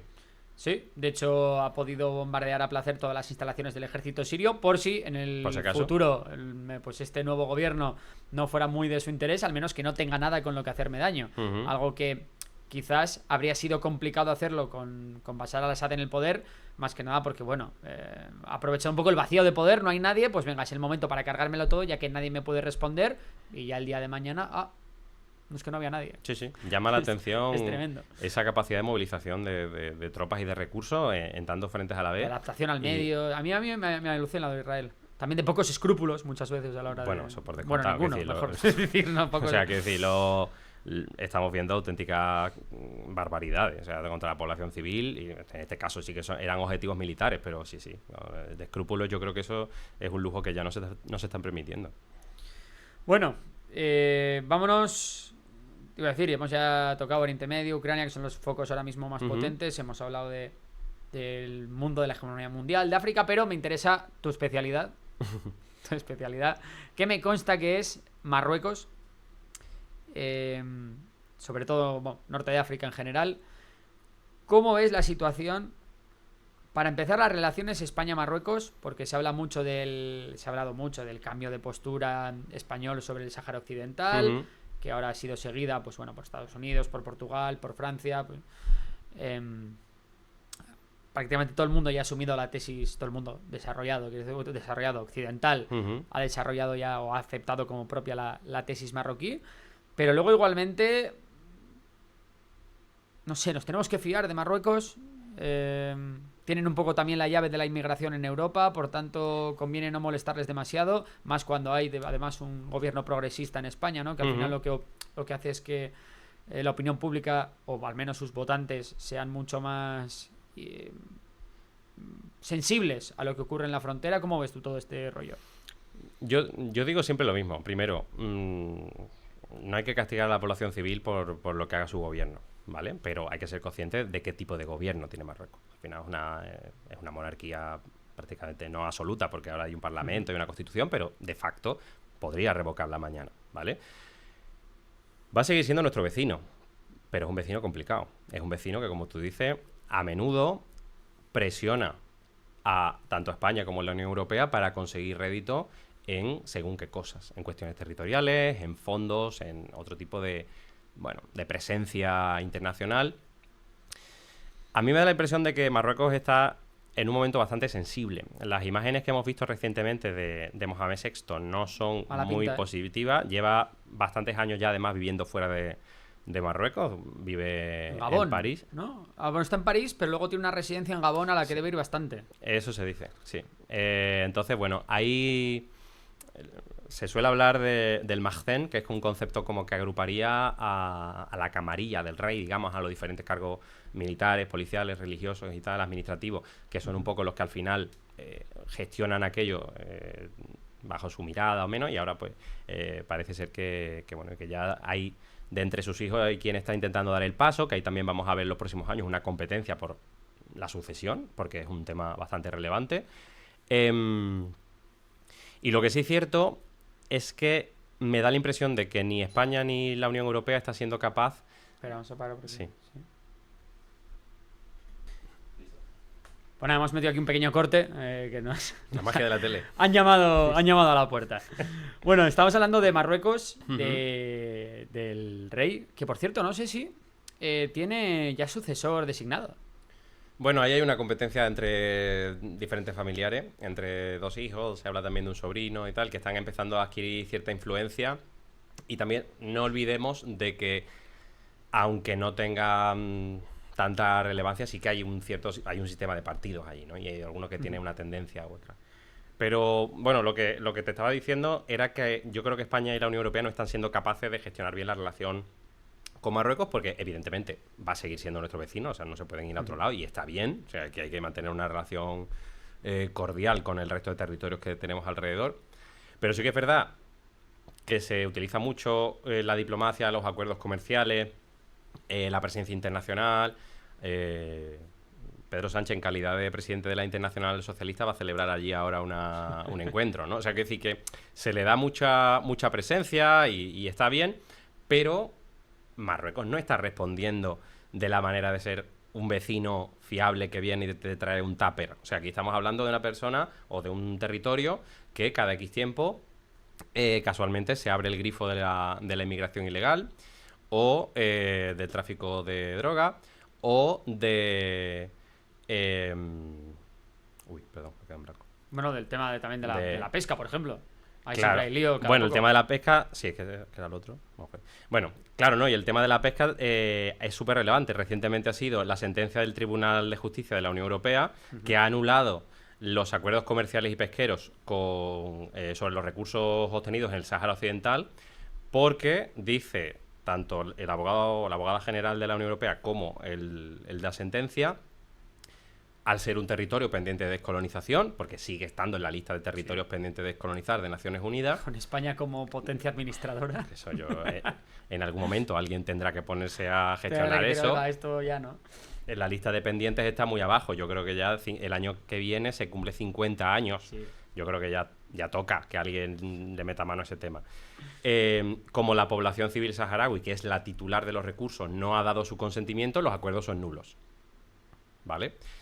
A la vez la sentencia hace otra cosa, y es que dice, bueno, pero claro, tampoco podemos asegurar que el Frente Polisario sea el único representante de la población saharaui. Con lo cual, la sentencia es un poco ambivalente, porque por un lado dice, la Comisión Europea no puede negociar con Marruecos estos recursos porque tiene que participar la población saharaui y verse beneficiada de los rendimientos económicos que genera. ¿Pero quién es la población saharaui? Correcto. Claro, es el interlocutor. La postura de Marruecos siempre es, oiga, aquí hay personas... Bueno, de entrada niega que el Sáhara Occidental exista, son las provincias del sur, ¿no? Pero dice, oiga, que aquí hay personas que se han mudado desde, no sé, Casablanca, que llevan viviendo 40 años. Me estás diciendo que esta gente no son población del Sáhara Occidental. Entonces... pueden ser incluso mayoría ya, ¿no? En el Sáhara Occidental. Probablemente, sí. La cuestión del censo es un tema extremadamente político, va a ser un tema muy burocrático, es uno de los temas más interesantes, más importantes. Pero aquí se está viendo una cuestión, que es esta cosa que nos encanta a los juristas, y es la sentencia hace una distinción entre la población del Sáhara y el pueblo del Sáhara, ¿vale? Pues claro, dice el pueblo saharaui son, para que nos entendamos, los indígenas, los pobladores originarios de ese lugar, y la población actual es pues la que hay, tanto con la población indígena que quede como los colonos o los extranjeros que vivan allí. Sí, pero llegará un momento que si la mayoría es abrumadora por parte de los marroquíes que se han desplazado al Sáhara, que incluso ya puedan ser de segunda o tercera generación, ya empieza a no tener ningún sentido el que solo los saharauis decidan sobre ahí. Bueno, a ver, el sentido histórico tiene, pero no tiene habrá una cantidad de gente de, oye, es que el 10% de la gente que está aquí no puede decidir sobre el 90%. Ya es que vosotros vinisteis, bueno, no, yo aquí nací, o claro, yo aquí llevo 40 años. Pero hay un censo que hicieron las administraciones coloniales españolas hace 50 años y otro que hizo Naciones Unidas en el 93. ¿Qué ocurre? Que el tiempo corre en contra de toda esa gente. 30 años. Claro, efectivamente. Entonces, claro, Marruecos con quedarse como está, sabe que es cuestión de tiempo. Claro. ¿No? Y más ahora que tiene el apoyo internacional. Efectivamente. Yo estuve en octubre en la Comisión de Descolonización de Naciones Unidas y estaba el alcalde de Dakhla, y decía, yo soy el representante de los saharauis. Porque yo he ganado unas elecciones municipales, por tanto, yo puedo hablar en nombre de la población saharaui de Dakhla. Claro, al final es un truco, digamos, porque la legislación internacional y las sucesivas sentencias del Tribunal Internacional de Justicia y de todas las instituciones dicen que es que se hace de una manera muy concreta. ¿Este señor era marroquí o saharaui? Yo no sé si era marroquí o era un saharaui pro Marruecos, que también los hay. Pero vale, era de ese palo. Sí. Y la evidencia que tenemos de otros casos, como Timor Oriental, como tantas otras colonias, otros procesos de descolonización, es que tiene que haber un referéndum de autodeterminación. Que además, la potencia administradora, la potencia colonial que se está yendo, tiene que poner todos los recursos necesarios para que se celebre. España tiene el dudoso honor de ser la única potencia colonial que no solo no está ayudando a la descolonización, sino que está ayudando a la potencia ocupante. Y eso, a mí, como español, me duele. Bueno, es que no sé hasta qué punto ya se podría decir que es Marruecos la potencia colonizadora. Claro, es que se están solapando dos problemas, ¿no? Claro. Tenemos un proceso de descolonización que no ha terminado y un proceso de ocupación que lleva 50 años consolidado y que por más que, en este caso, la República Saharaui, el Frente Polisario, ejerce todos los mecanismos que puede a nivel diplomático, comercial, jurídico, para seguir peleando y diciendo, oiga, el derecho internacional está de nuestro lado, ahora que tiene que haber un referéndum. La cuestión es extremadamente complicada porque la superioridad militar, tecnológica, financiera del Reino de Marruecos sobre la población saharaui, que la mitad está en los campamentos de refugiados de Tinduf y la otra mitad está sufriendo violaciones gravísimas de derechos humanos, que pasan desde que no le dejan hablar hasanía a violaciones correctivas a las mujeres saharaui. Estamos hablando de cosas muy serias. Tiene pinta de que el Frente Polisario se ha tenido mucho que arrepentir de ir contra España en su día. Porque al final, digo, si hubiéramos aguantado con España, habíamos acabado descolonizados y siendo independientes, ¿no? Porque no habríamos facilitado esa intervención de Marruecos contra nosotros. Bueno, es un debate que se tiene a veces, ¿no? Es decir, oye, y si hubiéramos seguido siendo la provincia 51, ¿no? Pero no, que luego te independices, pero que al final no haber hecho ese paso intermedio por Marruecos. Claro, pero tú piensas, esto también es memoria histórica de España y no se habla, pero piensa que cuando en los años 70 empieza a haber el nacionalismo saharaui, en sintonía con lo que estaba habiendo en otros tantos territorios, ¿no? De el movimiento de los países del tercer mundo, ¿no? Pues, la descolonización y todo esto. Seguía existiendo el franquismo. No se sabía que en el año 75 se iba a morir y un señor llamado Juan Carlos de Borbón iba a asumir los poderes de dictador, y en esa interinidad. De hecho, su primera misión internacional es la de la descolonización del Sáhara. En noviembre de 1975 decide firmar unos acuerdos secretos, porque nunca se publicaron en el Boletín Oficial del Estado, con las autoridades de Marruecos y de Mauritania, diciendo, bueno, nosotros nos piramos del territorio, vamos a rendir las plazas, porque aquí, claro, al ser un territorio colonial había plazas militares. De hecho, está todo grabado por las cámaras de televisión española, que yo, a la gente que sigue tu canal, que le interesa esto, los invito a que entren tanto en YouTube como en la página web de RTV, porque está todo. Está el momento en el que los coroneles del ejército español, los legionarios, estaban ahí, la policía territorial, diciendo, vamos a defender la plaza, tal, y al día siguiente tuvieron que pirarse. Se muy mal en la legión lo de dejar territorio español, que era territorio español, porque realmente no estaba administrado como una... Bueno, en la práctica igual un poco más, pero realmente era considerado territorio español, ¿no? No era considerado colonia. Este es un tema... Bueno, termino con una cosa y paso a otra. Perdón. Este vídeo es casi una caricatura. O sea, de este señor legionario con el gorrito, las patillas, las gafas de sol. No nos vamos a ir sin defender esto, Y el siguiente vídeo, está ahí el periodista de Televisión Española con la alcachofa. Entra un soldado marroquí, porque lo que no nos cuestan tampoco es que después de la Marcha Verde entró el ejército marroquí. Entra un soldadito ahí con su casco. Hola, ¿qué tal? Y este oficial le dice, bueno, pues rendimos la plaza, así que pueden ustedes cambiar la bandera, no sé qué, y salen por pata. Sí. Junto, por cierto, con toda la administración colonial, que se perdieron muchísimos archivos. Todavía existen lo que se llaman los archivos cheránicos, que eran las actas, digamos, los documentos de la administración civil, colonial y militar, que mucho se consiguió rescatar, pero no se sabe muy bien por qué, están en un archivo del Ministerio de Cultura y no en el de Administración Pública, para que no desplieguen efectos jurídicos. Con lo cual, para la población saharaui, que muchos nacieron como españoles, tienen su DNI español, dicen que eso no tiene efectos jurídicos. Por tanto, un saharaui en España tiene más fácil pedir la apatridia como estatus legal que la ciudadanía española. Ostras.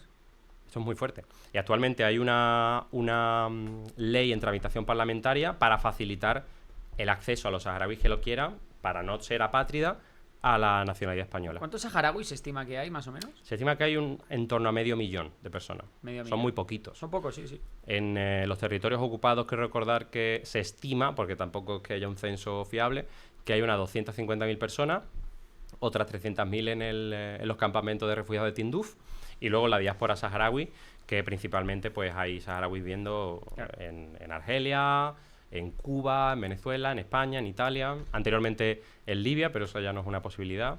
Porque, claro, recordemos que lo que Marruecos ha ocupado del Sáhara Occidental es realmente la parte que no es desierto. Es decir, donde está la mina de fosfatos, donde lo poco que hay aprovechable en el Sáhara Occidental es lo que se queda Marruecos. Claro, o dicho al contrario, durante la guerra entre el 75 y el 1991, que entró a Naciones Unidas a hacer un plan de paz, el Frente Polisario conquistó más o menos la mitad del territorio, que obviamente pues territorio desértico. Y entre ese territorio conquistado por el Frente Polisario y lo que sigue ocupando Marruecos, que es la zona importante, que es donde están las ciudades, las infraestructuras, se construyó el muro marroquí, o como lo llaman el muro de la vergüenza, que es una enorme extensión con minas, con alambradas, con vigilancia. Lo que quería hacer Trump. Sí. Básicamente, bueno, pero a muy pocos cientos de kilómetros de casa. Se dice, efectivamente, se dice que es la construcción más grande de ese tipo después de la Gran Muralla China. O sea, estamos hablando de un tema grande. Todos los años mueren varias personas porque la zona está minada y pues siguen quedando saharauis que son nómadas.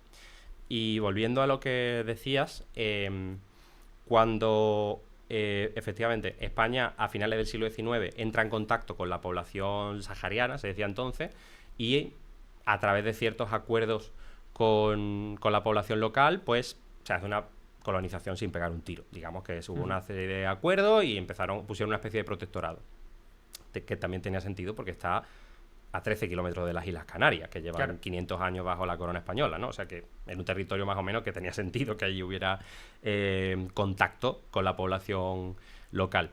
Lo que sí se sabe es que la colonización no fue muy efectiva, no se crearon infraestructuras, no se alfabetizó a la población, digamos que fue una mala colonización. Y nada que ver con lo de Latinoamérica, por ejemplo. Por ejemplo, claro. Sí. Claro, en el caso de América Latina sí que, con todas las barbaridades que se hicieron, sí que se quedaron una serie de infraestructuras, incluso se generó... instituciones... Claro, una cierta burguesía que al final son quienes se rebelaron contra el dominio colonial, ¿no? Pues en el caso del Sáhara Occidental, cuando España entra en Naciones Unidas en 1956, ¿vale? Pues ya el gobierno de Franco consigue entrar en la Organización para las Naciones Unidas. Al firmar la Carta de San Francisco se dice que tú no puedes tener territorios bajo colonización, ¿vale? Entonces se le empieza a presionar y decir, oiga, tiene usted que descolonizar el territorio. Claro, también es una guasa porque, bueno, Reino Unido y Francia y otros tantos países han tenido territorios sujetos a dominación colonial durante décadas, ¿no? O siguen teniendo territorios de ultramar con otro nombre, claro. En este caso, ¿qué hace el gobierno de Franco? Pues lo que hicieron fue emitir un decreto de provincialización para que el Sáhara Occidental contase no como protectorado colonial, sino como lo que se llamó la provincia 51.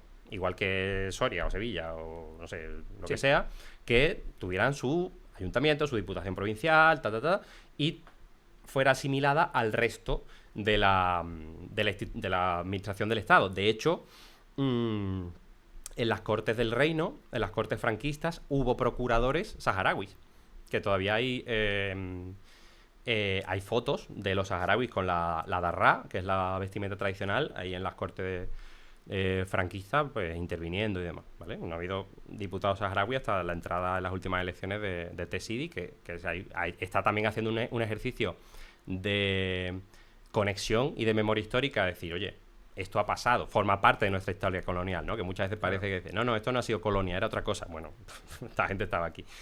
¿Qué pasa? Que la legislación de provincialización, el derecho internacional entiende que es contrario al derecho internacional, ¿no? Es una especie de fraude. Es decir, tú en realidad lo que estás intentando es ocultar que quieres mantener una colonia poniéndole otro nombre.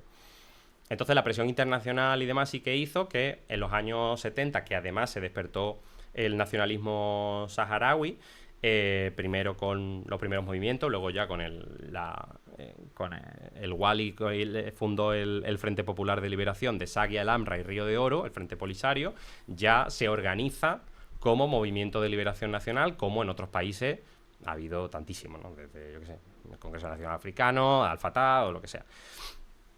Y ahí sí se decide empezar el proceso de descolonización ya con Franco agonizante.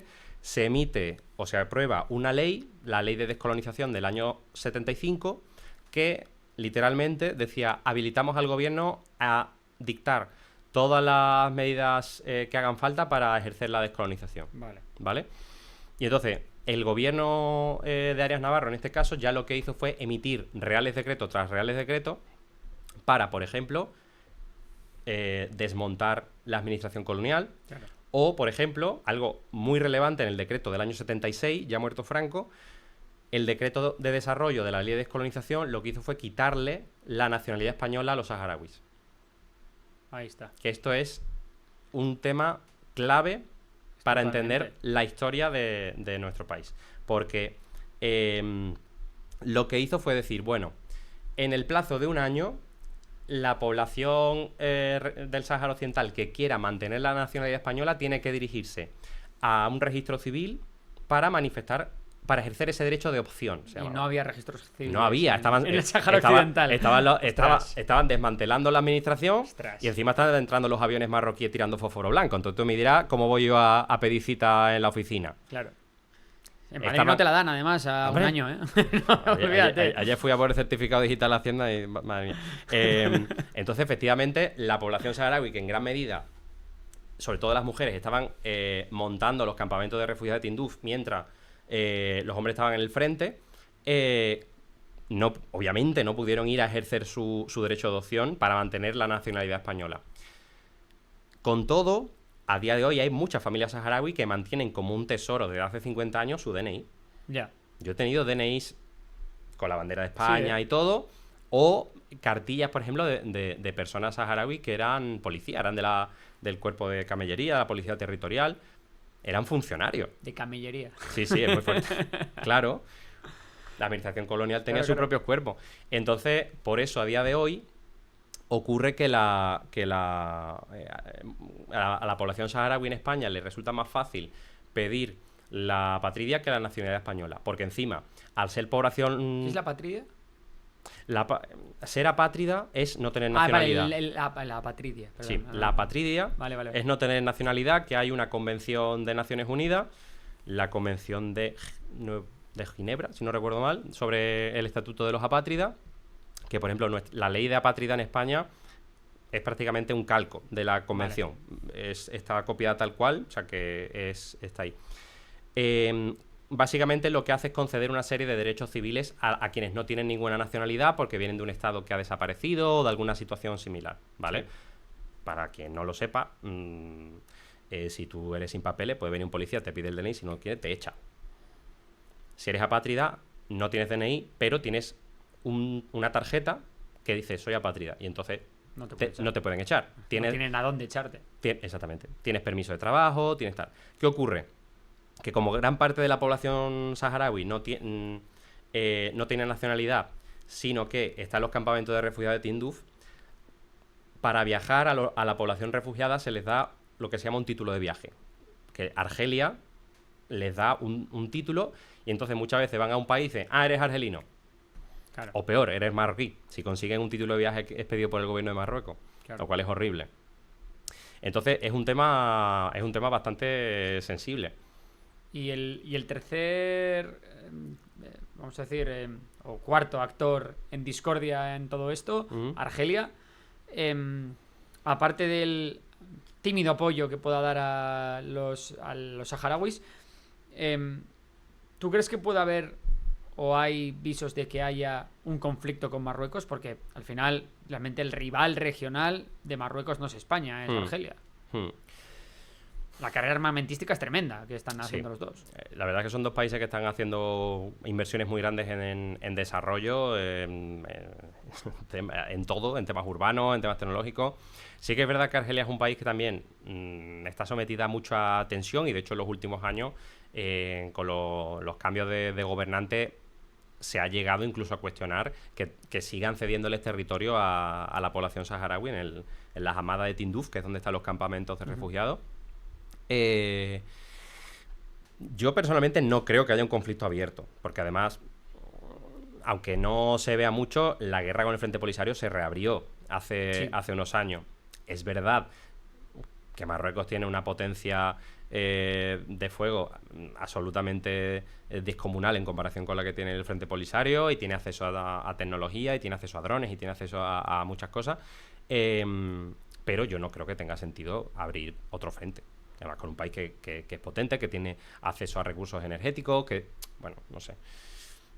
Yo no creo que vayamos hacia eso. Si bien es verdad que son dos potencias regionales que, de entrada, pertenecen a bloques distintos. Claro, al final Marruecos es el gran aliado de Estados Unidos en la región. Y de Francia. Y de Francia. Y Argelia, bueno, pues antes, sobre todo, era más prosoviética primero, prorrusa después. Ahora está un poco ahí en tierra de nadie. Pero bueno, igual lo que... Yo no descartaría que... yo qué sé, pues al final Argelia es un estado que, dentro de que tiene grandes inversiones y defensa, pues que es un estado, yo lo calificaría de endeble un poco. Al final ni siquiera... Tengo muchos problemas también con el yihadismo en el sur del país.